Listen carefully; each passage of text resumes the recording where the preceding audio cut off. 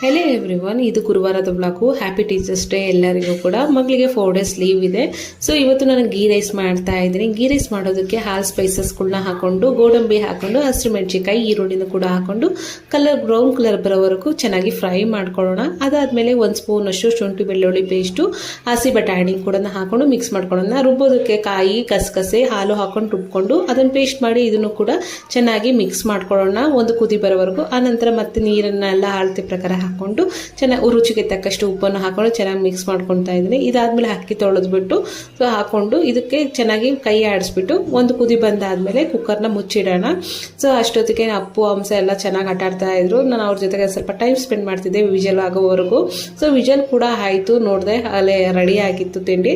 So ಇವತ್ತಿನ ghee rice ready ಆಗಿದೆ. The perfect ghee rice ready ಆಗಿತ್ತು. ಸೊ ನೀವು ಒಂದ್ಸಲ ಟ್ರೈ ಮಾಡಿ ನೋಡಿ ಮನೇಲಿ ಎಷ್ಟು ಚೆನ್ನಾಗಿದೆ ಅಂತ ನನಗೆ ಕಮೆಂಟ್ ಮೂಲಕ ಹೇಳಿ. Thank you.